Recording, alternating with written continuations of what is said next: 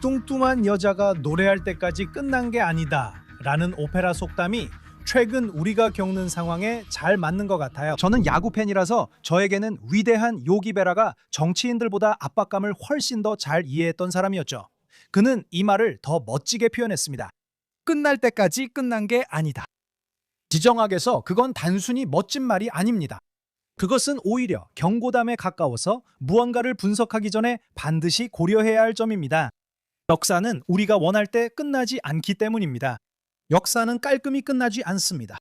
또한 소셜미디어 전문가들 예측대로 흘러가지도 않습니다.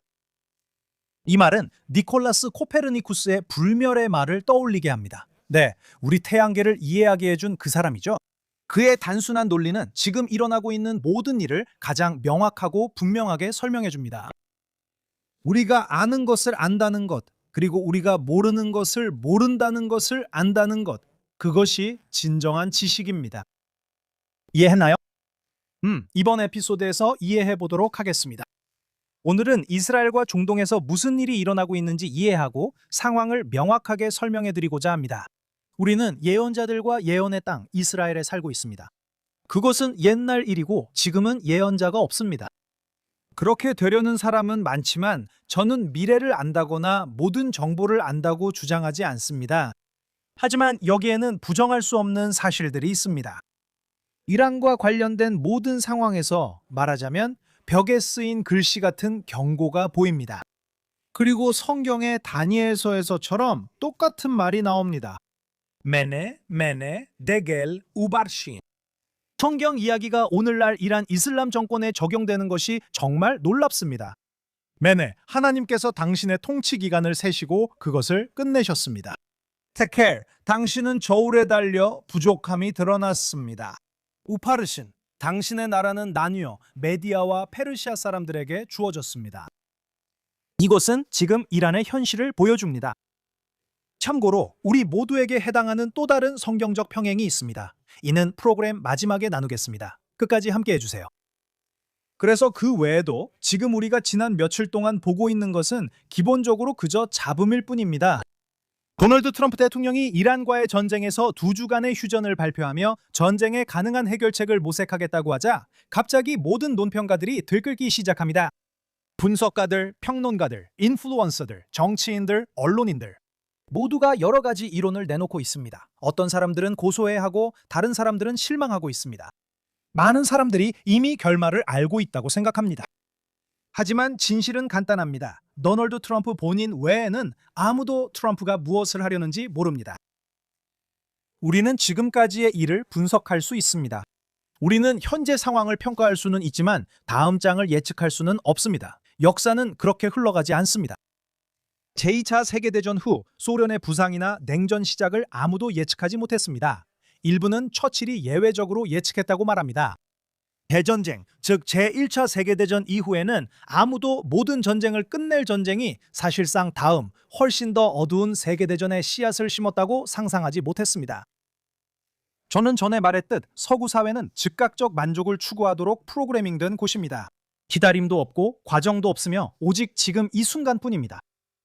시간이 오래 걸리거나 단계적으로 진행되거나 인내가 필요할 때 우리는 잘 견디지 못합니다. 하지만 과정은 그렇게 되지 않습니다. 역사는 원하는 대로 바로 재생되거나 결말로 건너뛰지 않습니다. 역사는 느리고 예측할 수 없게 전개됩니다. 그리고 우리가 그것을 잊는다면 우리는 우리가 살고 있는 세상을 이해할 수 있는 능력을 잃게 됩니다. 역사는 넷플릭스 쇼가 아닙니다. 우리는 모든 에피소드가 한꺼번에 주어지지는 않습니다. 우리는 즉각적인 만족을 얻지 못합니다. 우리는 결말까지 몰아서 볼 수 없습니다. 과정은 단계별로 전개됩니다. 상황은 변해갑니다. 결과는 종종 만드는 사람들조차 놀라게 합니다. 지난 30개월간 이 전쟁에서 우리도 비슷한 상황을 목격하고 직접 겪었습니다. 인질 합의 이전에도 임시 휴전이 있을 때마다 사람들은 전쟁이 끝났다, 인질들을 버렸다라고 외쳤습니다. 하지만 매번 우리는 이전보다 더 강하게 전투를 재개했습니다. 우리는 카타르에서 목표물을 타격했고 아무도 예상하지 못했습니다. 그들이 합의된 조건을 위반한 후 우리는 레바논에서 작전을 확대했습니다. 그리고 많은 사람들이 실망했지만 우리가 물러섰던 상황에서는 그들은 이스라엘이 회복하고 재정비해서 1000배 더 강력해지도록 허락했습니다. 지난 6월 미국의 이란 공격 때도 마찬가지였습니다. 이것들은 여러 단계에 걸쳐 전개되는 복잡한 과정입니다. 미국은 이미 이란과 2차례의 협상을 진행했습니다. 첫 번째는 60일간의 협상 기간이었습니다. 당시 해설자들은 당황했습니다. 61째 되는 날 이스라엘은 암 할라비 작전을 개시해 포드를 파괴하고 핵 위협을 몇 달 뒤로 미뤘으며 특히 미국의 이란이 취약하다는 것을 보여주었습니다. 그리고 올해 초 두 번째 라운드가 시작되었고 우라늄, 미사일, 대리 세력에 대한 더 광범위한 요구가 제시되었으며 협상은 결렬되었습니다. 그날 미국과 이스라엘은 Epic Fury, Ryan's Roar 작전을 시작했습니다. 그러니까 약해지고 있다는 이야기들에 속지 마세요. 왜곡된 주장에 속지 마세요. 좌파의 주장에도 이란인들의 주장에도 속지 마세요. 이제 우리는 3라운드에 들어섭니다. 이란의 인프라에 막대한 피해가 발생한 후 이란은 아무렇지 않은 척하지만 사실은 진실을 분명히 보여줍니다. 그들은 호르무즈 해협을 봉쇄했지만 큰 대가를 치렀습니다. 걸프 국가는 이스라엘보다 더 큰 피해를 입었습니다. 에너지 시장이 흔들렸습니다. 이란에서는 내부 반대가 탄압받고 있습니다. 좋은 건가요? 나쁜 건가요? 이게 승리인지 후퇴인지 약함인지 전략적 중단인지 궁금합니다. 시간이 지나면 알게 될 겁니다. 지역 상황을 살펴보면 도널드 트럼프 대통령이 4월 9일에 발표한 최신 성명을 주목할 필요가 있습니다. 그는 매우 분명한 입장을 밝혔습니다. 미국의 군사력이 이란 주변에 계속 주둔하고 있습니다. 합의가 완전히 이행될 때까지 선박, 항공기, 인원, 그리고 추가 무기들이 계속 배치될 것입니다. 그는 이란이 합의를 이행하지 않을 경우 미국이 압도적인 힘으로 대응할 준비가 되어 있다고 강조했습니다. 그는 두 가지 오랜 약속을 거듭 강조했습니다. 이란의 핵무기 획득은 불허하며 호르무즈 해협은 계속 개방, 안전해야 한다고 했습니다. 트럼프는 현재 태세가 준비됐다고 했습니다. 미군은 보급과 휴식을 하며 어떤 상황도 대비 중이라고 말했습니다. 그는 미국의 힘이 강해졌다고 마무리했습니다. 이 발언을 통해 그는 우리가 확실히 알고 있는 한 가지를 강조하고 있습니다. 우리는 과거의 실수를 반복해서는 안 된다는 것입니다. 우리는 침략이 아무런 저항 없이 지나가도록 내버려 두어서는 안 됩니다. 유화 정책이 평화를 가져온다는 착각으로 이슬람 폭력을 용납해서는 안 됩니다. 이는 평화를 가져오지 않습니다. 우리는 유화 정책이 어디로 이어지는지 이미 보았습니다. 우리 모두, 즉 여러분과 저를 비롯한 자유세계 전체의 책임은 미래를 예측하는 것이 아닙니다. 이 모든 것을 초래한 실수를 반복하지 않음으로써 미래를 만들어가는 것입니다. 그것은 명확함, 용기, 안일함을 경계하는 단호함에서 시작됩니다. 그것이 바로 10월 7일 이후의 이스라엘입니다. 이란과의 전쟁 일시 중지는 지금까지 성과를 돌아볼 좋은 기회입니다. 이스라엘은 미국과 전례 없는 깊은 협력을 통해 전 세계적인 규모의 군사작전을 수행했습니다. 이 과정에서 나토 동맹국들은 관여하거나 협력하지 않았습니다. 그것만으로도 국제 역학관계에서 큰 변화를 의미합니다. 이것은 이스라엘을 단순한 파트너가 아니라 워싱턴이 중동에서 선호하고 가장 유능한 동맹국으로 자리매김하게 합니다. 걸프 전역에서 반응은 분명했습니다. 이란에 대한 적대감이 심화되었고 걸프 국가들은 거리를 두기보다는 오히려 이스라엘과 더 가까워졌습니다. 특히 아랍에미리트와의 관계는 의미 있고 전략적인 방식으로 강화되었습니다.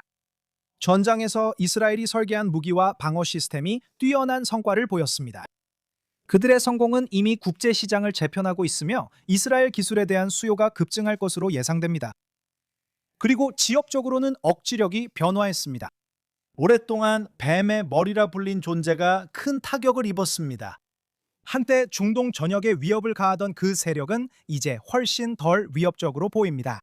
동네 깡패인 이란은 사라지지 않았지만 앞으로 수년간 영향을 미칠 방식으로 약화되었습니다. 그리고 그동안 이란은 어떤 성과를 거두었습니까? 이스라엘에서 우리 삶을 방해하고 괴롭혔을 뿐입니다. 비극적으로 23명의 이스라엘 시민이 사망했습니다. 하지만 군사적 피해는 없었습니다. 이스라엘 항공기 한 대도 맞지 않았고 이스라엘 군인 한 명도 다치지 않았습니다. 수년간 전문가들이 예측해온 우려에 비하면 전혀 근접하지도 않았습니다. 한 이스라엘 논평가는 이렇게 썼습니다. 만약 이번 꽤 괜찮은 결과가 이란 정권의 몰락으로 이어졌다면 정말 이상적이었을 것이라고요.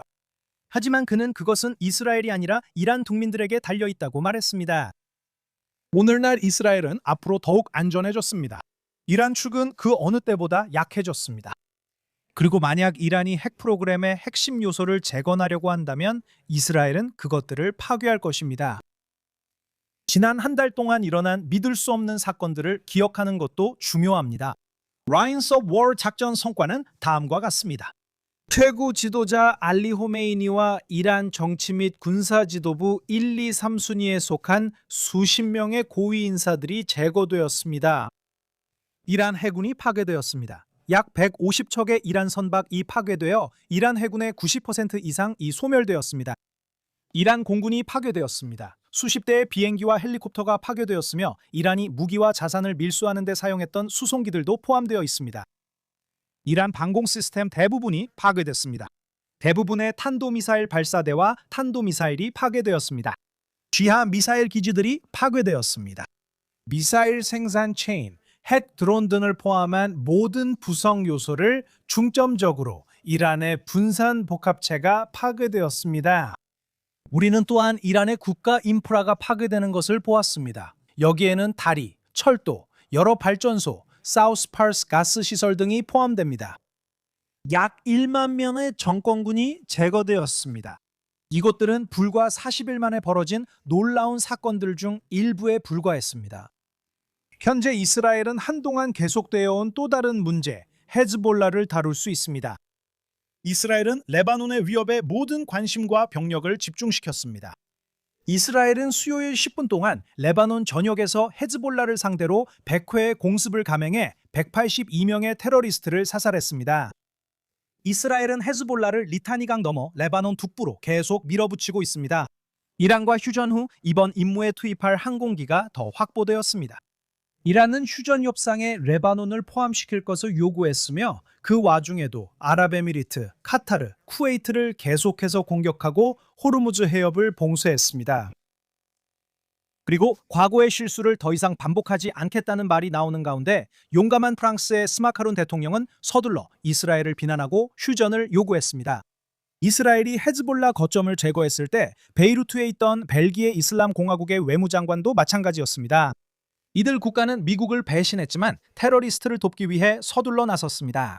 셀라브이, 새로운 중동에 오신 걸 환영합니다. 확실히 아는 것은 이 일이 어디로 향하는지 그리고 즉각적인 결과가 무엇일지 알기 위해 오래 기다릴 필요가 없다는 점입니다. 실제로 2주도 채 남지 않았습니다. 그때까지 매일 보고와 추정치가 나오며 일부는 상충할 수 있습니다. 휴전의 혼란은 전쟁의 혼란보다 더 심할 것입니다. 앞으로 며칠 동안 많은 평가를 듣게 될 것이라는 건 확실합니다. 하지만 흥분하거나 실망하거나 들뜰 필요는 없습니다. 우리는 결국 어디로 가는지 알게 될 것입니다. 좌파와 우파 모두 각자의 이유로 의심과 비판이 넘쳐날 것입니다. 이 복잡한 사건들을 다루고 있는 우리의 지도자들, 네타냐후와 트럼프 역시 비난과 뒷말을 피할 수 없을 것입니다. 해 아래 새로운 것은 없으니까요. 이번 주에 6월절이 막 끝났는데 그때나 지금이나 인간의 본성이 어떻게 드러나는지 보는 것이 참 놀랍습니다. 이집트에서 약속의 땅까지의 여정에는 놀라운 점이 있습니다. 사람들은 여정의 모든 단계에서 물에 대해, 음식에 대해, 위험에 대해, 지도력에 대해, 심지어 여정의 방향 자체에 대해서도 불평했습니다. 그리고 길이 힘들어질 때마다 그들은 똑같은 말을 했습니다. 왜 우리를 여기로 데려왔습니까? 왜 우리가 있던 곳에 그냥 머물지 않았습니까? 누가 당신을 책임자로 세웠습니까? 며칠 전만 해도 하나님께서 천사도 아니고 스랍도 아니신 그분께서 연기와 불기둥 그리고 엄청난 분노로 그들을 이끌어내셨다는 사실은 중요하지 않았습니다. 그들은 여전히 불평했습니다.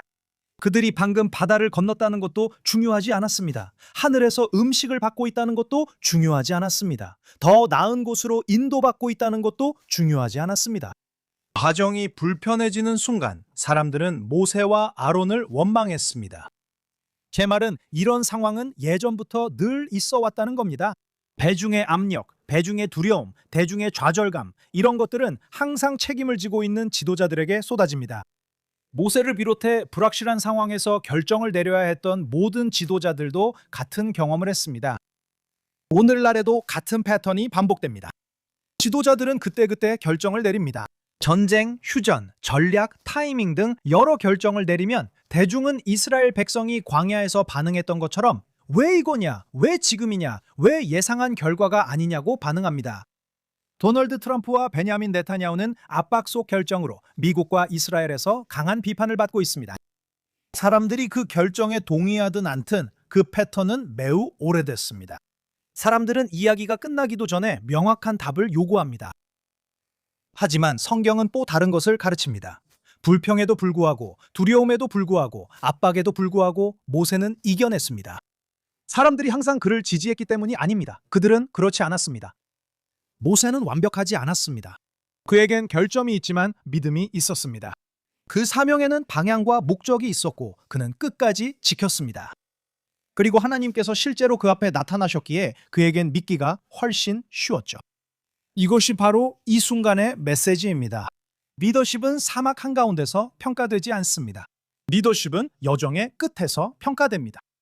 대중은 불평할 수도 있습니다. 의문을 제기할 수도 있고 과정에 대해 의심할 수도 있습니다.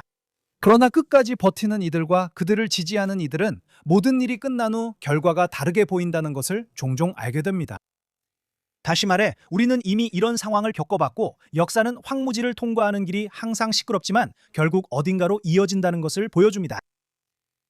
마지막으로 이 한 가지 진실을 말씀드리고 싶습니다. 이집트에서 약속의 땅으로 가는 길은 곧장 이어지지 않았습니다. 그 여정은 조용하거나 질서정연하지 않았습니다. 그 여정은 불평이 많았고 모든 어려움이 의심의 원인이었습니다. 모든 지연이 위기가 되었고 모든 고난이 비난이 되었습니다. 모세는 끝까지 인내했습니다. 그는 항상 인도를 받을 준비가 되어 있었던 것은 아닌 사람들을 이끌었습니다. 사람들은 이야기가 끝나기 전에 분명한 답을 원합니다. 그들은 광야 없이 약속의 땅만을 원합니다. 미국의 도널드 트럼프와 이스라엘의 베냐민 타냐후 같은 인물들도 같은 오래된 패턴에 직면하고 있습니다. 강도 높은 감시, 좌절, 뒷북치는 의심, 그리고 지금 당장 해결을 원하고 있는 국민의 감정적 부담이 있습니다. 모세는 우리가 아는 다른 누군가처럼 말이 유창하지는 않았지만 그의 메시지는 분명했습니다. 광야에서의 교훈은 이것입니다. 리더십은 여정의 중간에서 평가되는 것이 아니라 끝에서 평가됩니다. 모세가 성공한 이유는 사람들이 늘 지지해서가 아니라 분명한 사명을 갖고 결코 포기하지 않았기 때문입니다. 그와 함께하며 이야기의 긴 흐름을 이해한 사람들은 약속이 이루어짐을 보았습니다. 그러니 우리가 지금 이 순간을 헤쳐나갈 때 그 소음과 압박 그리고 조급함 속에서도 기억하세요. 광야는 언제나 시끄러웠지만 그 소란이 여정을 멈추게 한 적은 한 번도 없었습니다. 그리고 모세가 인내했던 것처럼 끝까지 뜻을 굽히지 않는 오늘날의 지도자들도 그렇게 인내할 것입니다. 그리고 그들을 지지하는 우리도 약속의 땅에 도달할 것입니다. 이스라엘 예루살렘의 JNS TV 스튜디오에서 전해드린 스트레이트 업에 함께해 주셔서 감사합니다. 다음 주에 뵙겠습니다.